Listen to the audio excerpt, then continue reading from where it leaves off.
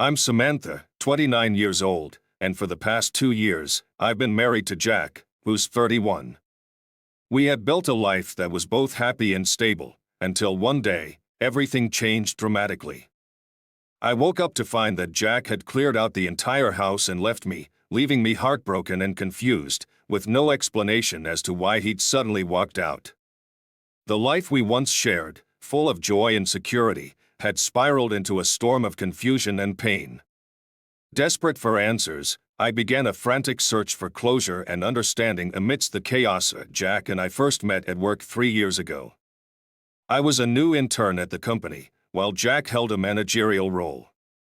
Working closely under his supervision meant we spent a lot of time together, which eventually sparked a strong physical attraction between us. It was impossible to ignore how handsome he was, and I could tell from the way he looked at me that he felt the same. As time went on, we started working on various projects together, which brought us closer on a personal level. After 8 months of dating, we decided to get married and start our life together. Jack then received a lucrative offer from a competing company, doubling his salary. He eagerly accepted the opportunity, while I stayed at my current job, hoping for a promotion. Everything seemed perfect, and our plans were falling into place. We decided to move into a larger house, confident that our combined income would make it affordable. We were excited about this new chapter and the idea of having more space for the family we planned to start. However, with the sudden increase in our financial obligations, we found ourselves facing unexpected challenges. The higher cost of living required some adjustments, but we stayed hopeful, convinced that better opportunities lay ahead. 2 months after moving into our new home, I was promoted to a new role, quite different from what I had done before. The position came with a steep learning curve and demanded significant time and effort. The pressure began to build, and I turned to alcohol as a way to cope with the stress. What started as a way to relieve stress quickly escalated into an unhealthy obsession. Although Jack voiced his concerns about my drinking, I dismissed them, pretending that everything was under control. But the truth was, my growing reliance on alcohol started to take a toll, not only on my physical health but also on my relationships and overall well-being. It became clear that I needed to seek help and address the deeper issues that drove me to use alcohol as a crutch. Recognizing Jack's concerns and admitting to myself how serious the problem had become were crucial steps in my journey toward recovery.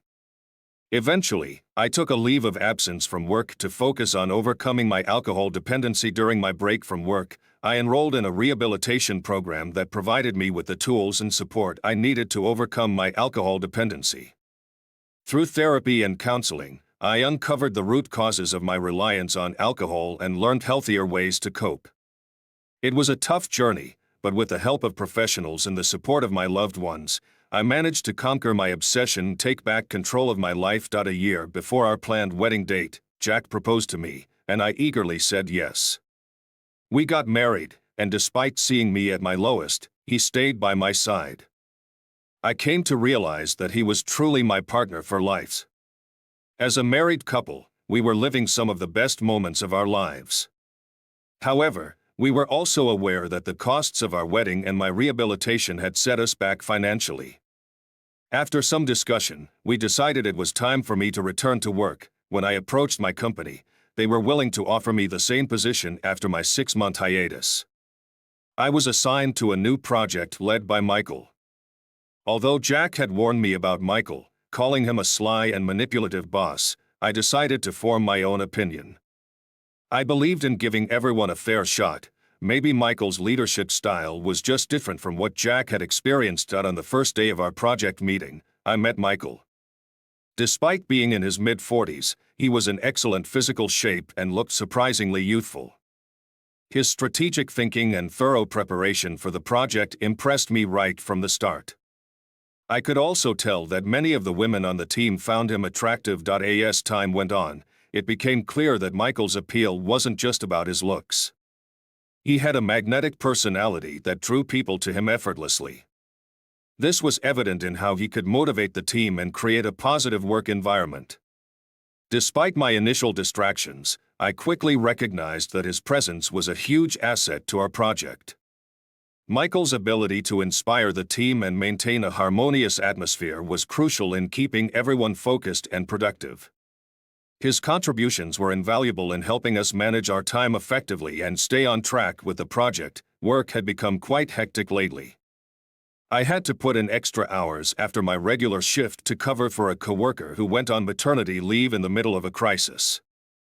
I barely had a chance to sit down and have a proper conversation with Jack. He made a sarcastic remark about how at least I wasn't drowning myself in alcohol and said he was glad to see me so busy with work. I laughed at his sarcasm and reassured him that I was committed to handling the workload professionally, despite the chaos. I also expressed my disappointment that we weren't spending quality time together, but promised him that once things settled down at the office, I'd make it up to him. Jack told me he was fine with everything as long as I was aware of the strain it was putting on us. I kissed him and reassured him that I truly cared about our time together, and I wanted to make it a priority. He smiled, saying, "I know how committed you are to your work, and I appreciate that. We'll get our time together once this all settles down." His patience and understanding were a relief, and I looked forward to the day when we could finally enjoy each other's company without interruptions. That I expressed my gratitude for his support, letting him know how much it meant to me. I promised that once the work pressures eased, would make sure we had the time together that we both deserved. I also admitted that the workload had been overwhelming lately, and I was thankful for his patience. Jack, always the voice of reason, gently reminded me to take care of myself, saying, "Your work is important, but don't forget to look after yourself too. We'll plan something special when things calm down." His words made me appreciate him even more, and I eagerly anticipated the time when we could reconnect. The month had been a whirlwind. I found myself buried under a mountain of responsibilities, often carrying the weight of the project on my own. Michael would reach out at all hours to make sure we stayed on track, which meant I was bringing work home and constantly glued to my phone, even late into the night. On more than one occasion, I found myself out of bed in the middle of the night, working to meet deadlines. Michael assured me I could contact him anytime, day or night, to tackle any issues that arose. Jack wasn't too pleased about my odd working hours and the late-night calls with Michael. He voiced his concerns, but I brushed them off, explaining that this was just a temporary situation and everything would return to normal once the project was done. I could see he was uneasy, especially about how often Michael and I were in contact, but I insisted that it was all strictly professional and necessary to keep things running smoothly. I promised him that once this project was behind us, I'd shift my focus back to our relationship and make up for lost time. As the project progressed, Michael and I became more comfortable with each other, often joking around to lighten the mood. Our exchanges became more casual, even playful, as we tried to relieve some of the stress. However, this didn't go unnoticed. People at work, particularly the women, started gossiping about how close Michael and I seemed to be. I could sense the envy in their eyes whenever they saw us interacting. The rumors didn't take long to spread, and soon enough, they reached Jack. One evening, I walked in to find him. As soon as I walked through the door, Jack started questioning me before I even had a chance to put my things down. He wanted to know if something was going on between Michael and me. I tried to calm him down, explaining that the rumors were nothing more than idle gossip, fueled by jealousy. But Jack wasn't buying it. He shot back with, "Where there's smoke, there's fire. If everyone thinks they see something, maybe there's some truth to it." I could see the frustration in his eyes. He admitted that he'd always had a bad feeling about Michael, thinking he was the type to stir up trouble. Jack went on about how maybe I should have kept my distance, how Michael has a way of manipulating people to suit his own needs. By this point, I was exhausted from work and couldn't find the energy to stay calm over something that felt so blown out of proportion. I told Jack it was up to him. He could either trust his wife or put his faith in the baseless rumors of others.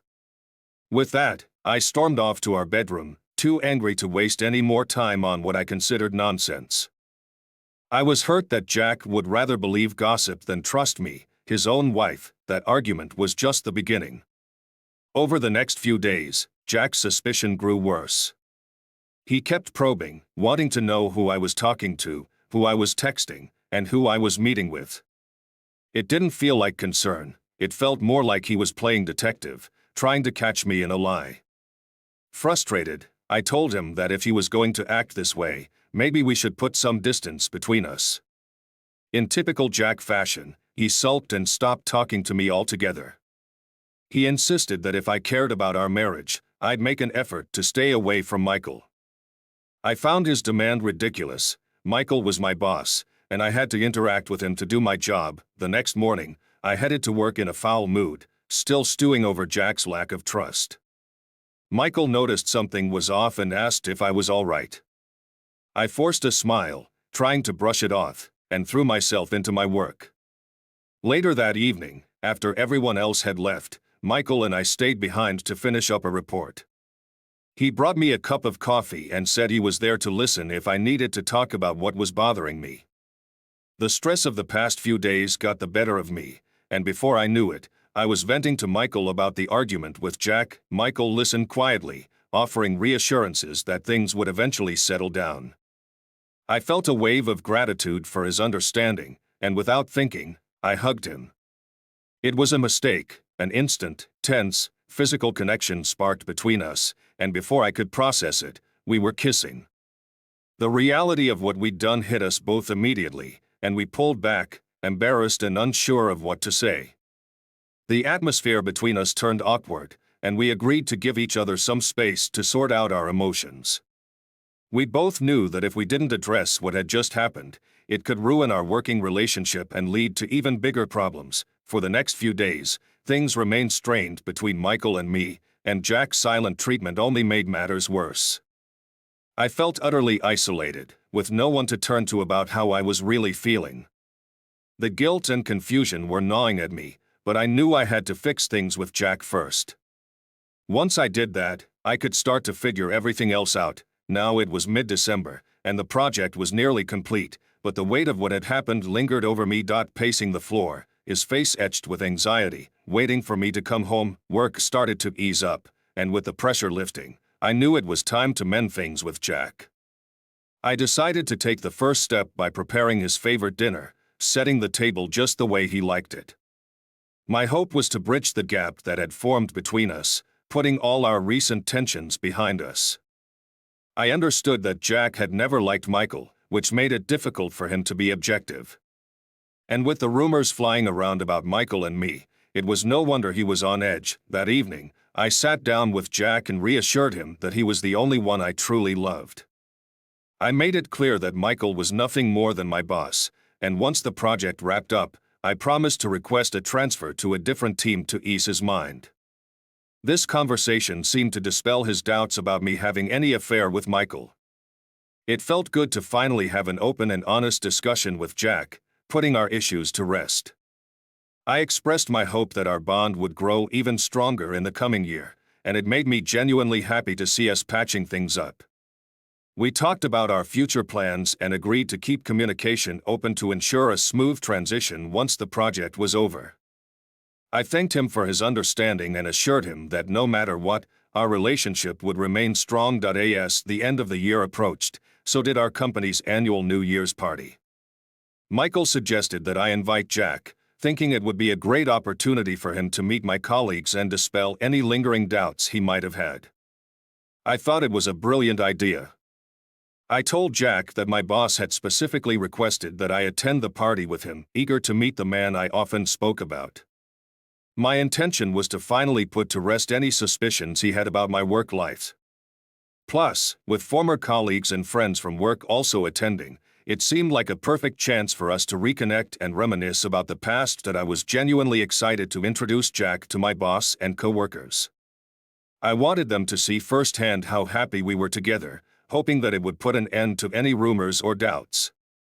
I also believed it was crucial to reaffirm the strength of our relationship, so we could both enjoy the evening without any nagging concerns.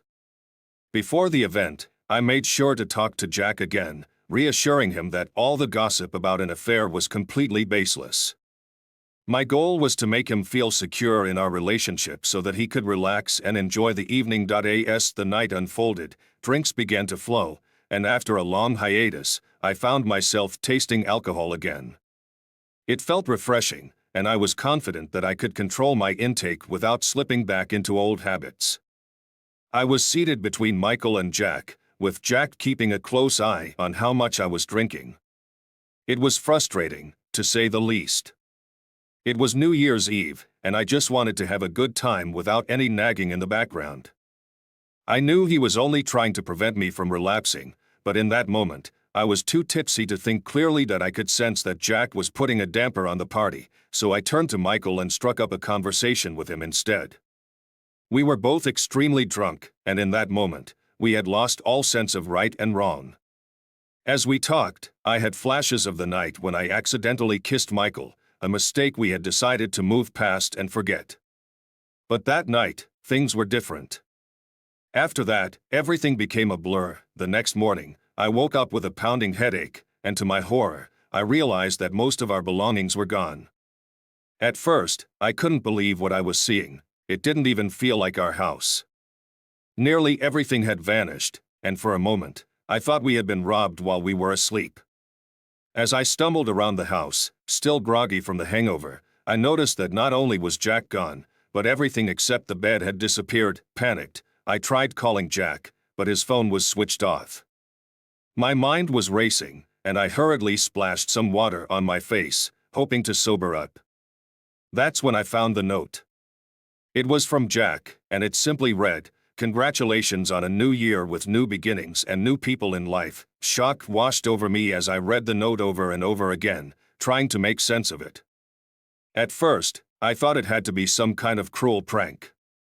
But as I looked around the empty house, reality began to sink in. Jack had left me, and he had taken almost everything with him. I felt an overwhelming sense of abandonment, and my mind was flooded with questions. Why would he choose to start the new year by ending our relationship so abruptly? What could have happened to make him take such drastic action? I sat down, trying to piece together what might have led to this. I remembered that we had started taking shots, Michael and I, engaging in a friendly competition to see who could outdrink the other. I recalled up to the 5th shot, but after that, everything went blank. I debated whether I should contact Michael and ask him what had happened the previous night. Maybe he could shed some light on what had transpired and led to this life-altering change overnight. Part of me still wondered if this might be an elaborate prank by Jack, a dramatic way to ring in the new year. I decided not to panic just yet and resolved to wait until the evening to see how things unfolded. Throughout the day, fragmented memories began to resurface, but they were too disjointed to make any sense of. I couldn't shake the feeling that something significant had happened, something that involved Jack, but without concrete evidence, I knew jumping to conclusions would only add to my stress. Determined to remain composed, I waited for the evening, hoping that by then, I would have more information and a clearer mind. In the meantime, I tried to distract myself, engaging in various activities to help clear my thoughts and regain some semblance of control over the situation. That I decided to take a long walk in the park, hoping that the fresh air and peaceful surroundings might help clear my mind. Despite my efforts, the fragmented memories from the previous night continued to gnaw at me, leaving me feeling uneasy. I knew, however, that acting impulsively without a clear understanding of what had happened wouldn't do me any good, so I focused on keeping my composure. That evening, I called Michael and asked if we could meet for a brief conversation.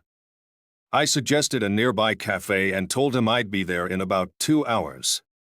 When I arrived at the cafe, I ordered a strong coffee, hoping it would not only help sober me up but also trigger any significant memories that might help me figure out where Jack had gone. When Michael walked in, he tried to hug me, which struck me as rather odd.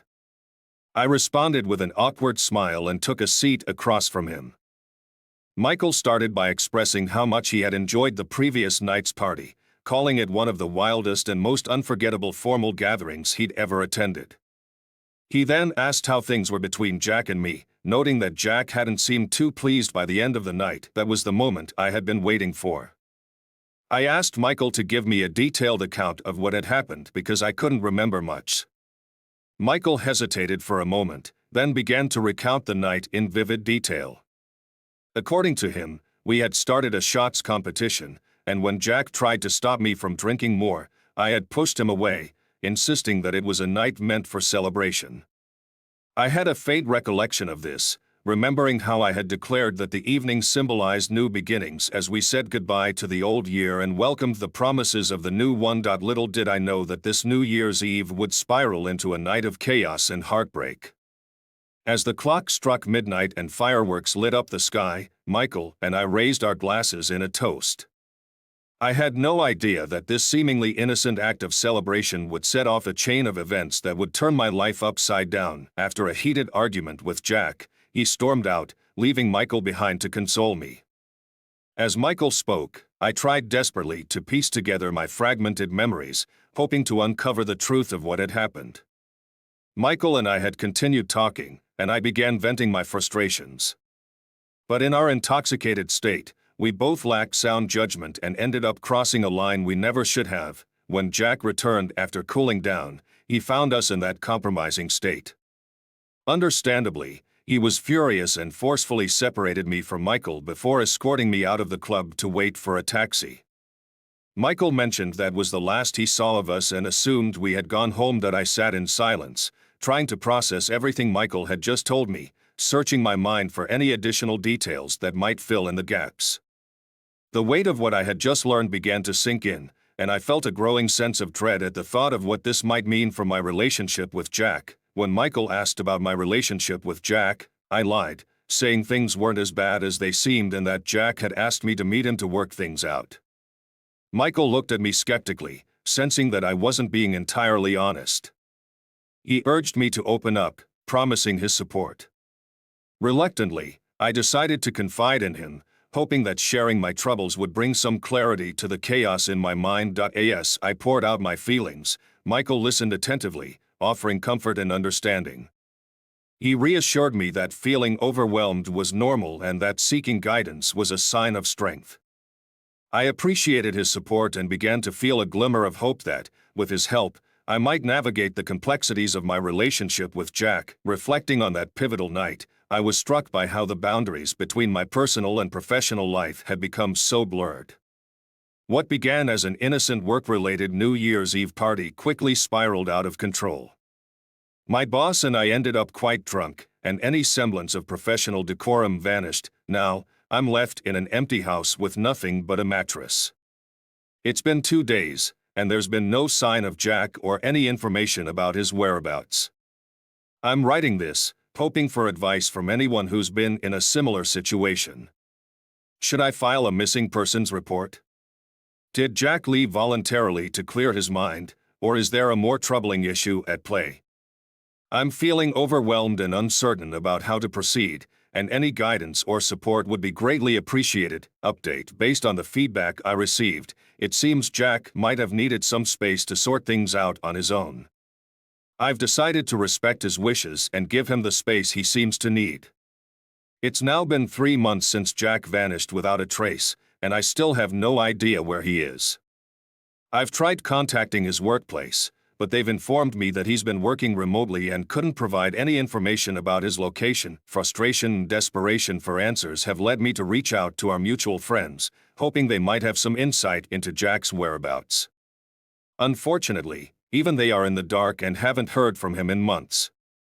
The mystery of his sudden disappearance continues to deepen, leaving me with a lingering sense of unease and countless unanswered questions. I've sent numerous emails to Jack, explaining my side and hoping he would read them.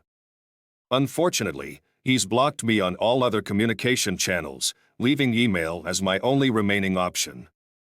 On top of everything, managing the mortgage for the house on my own has become an overwhelming challenge that I can't handle alone. The bills and the few necessities I had to buy since Jack took everything had significantly strained my finances.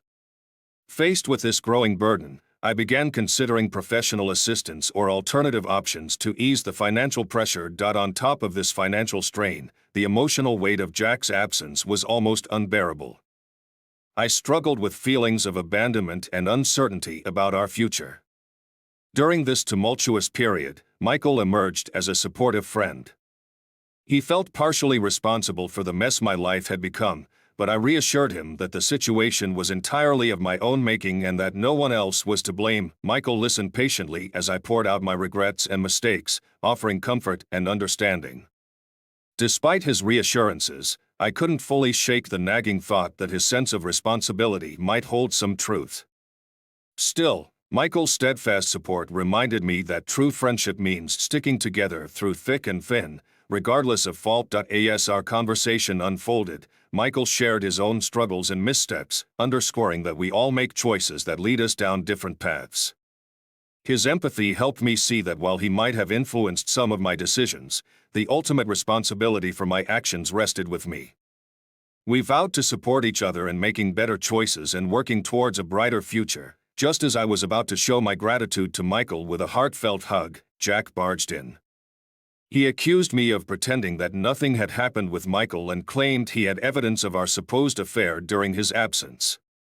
He mentioned having read the emails I sent him, which made him believe he had been right all along.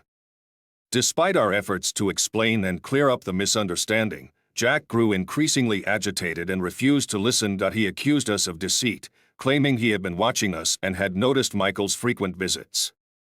He even suggested that Michael might have a spare key to the house. This unfounded accusation infuriated me. I expressed my frustration and told him I was exhausted from defending myself against baseless claims. I made it clear that if he continued with these accusations, he could leave the house. No more proving my innocence. Jack laughed at my reaction, mocking me for what he saw as a convincing performance, and then walked out. I sank to the floor, tears streaming down my face, feeling devastated by the depth of Jack's betrayal. Update: it's been 6 months since that last confrontation with Jack. I had hoped that with time, he would reflect on our situation and return. Instead, his behavior worsened. He continued to send letters claiming he knew all about the situation with Michael. I decided to ignore him, believing that silence would be the best response to his attempts to provoke me. Over time, the letters became less frequent, and I hoped he had finally understood my position. One evening, after returning home from work late, I went through the mail. I set the mysterious letter aside to deal with later and turned my attention to my bills. The handwriting on the envelope was unmistakably Jack's. My curiosity got the better of me, and I quickly tore it open.